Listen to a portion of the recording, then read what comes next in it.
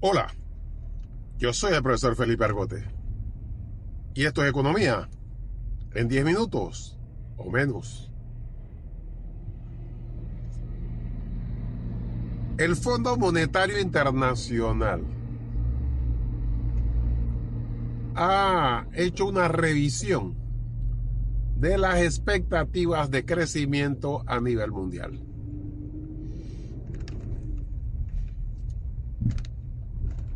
De 3.3% de crecimiento que calculaba que iba a tener el planeta, bajó a 2.8. De 3% que había calculado que crecería Latinoamérica, bajó a 2.5%. Y en el caso de Panamá, de un 2% que había calculado, elevó las expectativas de crecimiento un 1% adicional para pasarlo del 2% que había calculado en octubre al 3%.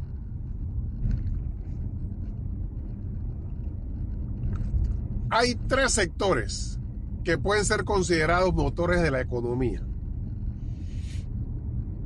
el comercio, aproximadamente 21%, la construcción, 14%, y la logística, el transporte, 12%. En el último año, en los tres casos, ha habido una desaceleración. O sea, en el 2024, los tres motores de la economía cayeron con respecto a 2023. El Ministerio de Economía y Finanzas celebra este ajuste al alza,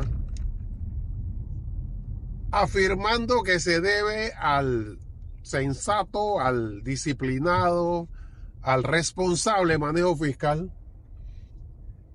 y a la evidente recuperación de los motores de la economía.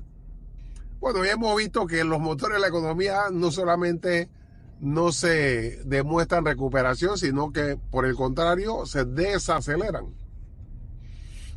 Es más, en el caso de la industria manufacturera, que no está arriba de 2 dígitos, pero está ahí dentro del segundo nivel, tiene una recesión. O sea, ese sector está en negativo.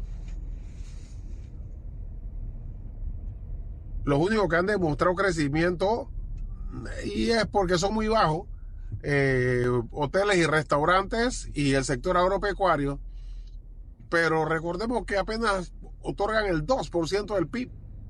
O sea que un 2, 5, 10% que aumentó, pues ni siquiera 5%, es 0.1, o sea, una décima de un punto en un caso y la otra 2 décimas de un punto. Eso no es nada.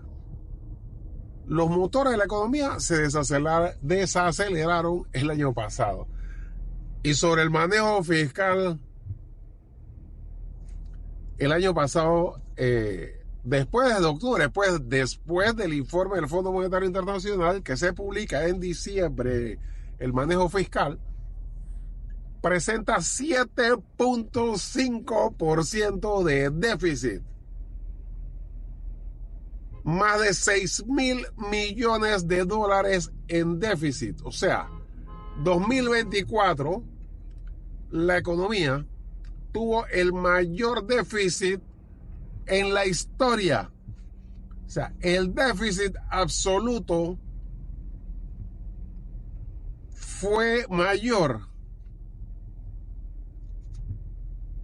que durante la pandemia, cuando las empresas estaban cerradas y el gobierno gastaba dinero dando subsidios como si fueran pastillas.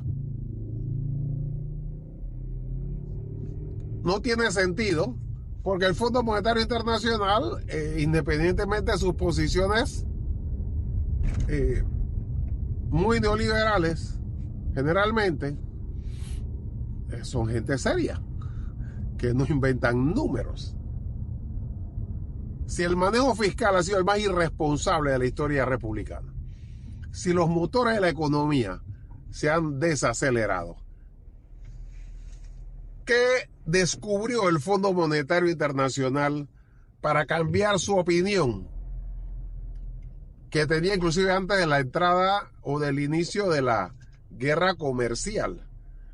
Porque si nuestro sector más activo es la logística y sabemos que debido a los aranceles y la guerra comercial se deprime el comercio internacional con un efecto directo sobre las operaciones del canal, por ejemplo, los puertos, o sea, lo que justamente da esa logística, la perspectiva debe ser a la contracción del sector logístico. Si el comercio nuestro depende de Latinoamérica, zona libre de Colón y todo lo demás,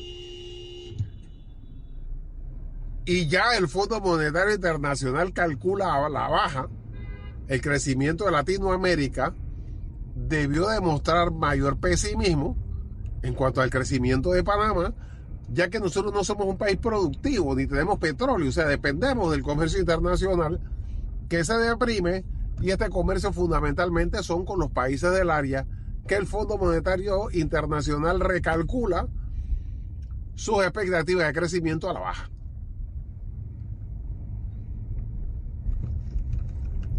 De nuevo, ¿qué descubrió el Fondo Monetario Internacional que nosotros no sabemos?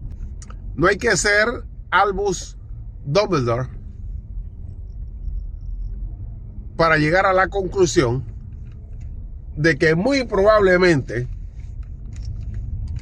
el gobierno, a través del Ministerio de Economía y Finanzas, le ha enviado el reporte al Fondo Monetario Internacional de que la mina se abre porque se abre. O sea, lo único que podría determinar esa variación es que ellos calculen que la minera, que no es cierto que generaba 5% del PIB, generaba entre el 2 y el 3%, no más de eso. Y es un efecto numérico porque eran parte de ese cálculo. Recuerden que generalmente el cálculo del PIB, en términos generales, es la utilidad más los salarios, en casi su totalidad. Y esos salarios, esa utilidad, réstale los impuestos que van para el gobierno. Ya sabemos que la mina no paga impuestos, o lo que paga era casi nada. Así que prácticamente utilidad más salario. De utilidad, ya sabemos quiénes eran los accionistas, y esa utilidad se va para China, para Canadá, en donde está la junta directiva de la minera. Y en cuanto a salarios, ya sabemos que más de la mitad eran inmigrantes de China, de Singapur, de Malasia, de Singapur, no, de Malasia, de Sudamérica, que se metían en la mina, trabajaban como salvajes y mandaban su plata a sus parientes en sus países. O sea que el efecto era mucho menor, que aunque técnicamente hay que registrarlo, cuando vas a la parte analítica te das cuenta que el efecto multiplicador se reduce. Pero estás apostando a una posibilidad bastante remota. Y esta semana se demuestra mucho más que si la gente está tan molesta por lo del seguro social, por la firma de entendimiento que crea bases militares y por la reapertura posible de la mina, imagínate que quieran abrirla. Eso no es posible. Así como decían que era imposible cerrar la mina, una mina en operación, y la cerró la presión popular, y ustedes en su cabecita dicen que no era por la mina, era porque odiaban a Nito. De verdad que ustedes se creen su cuento. Pero eso muy probablemente que no ocurra. Yo soy el profesor Felipe Argote y esto es Economía en 10 minutos o menos.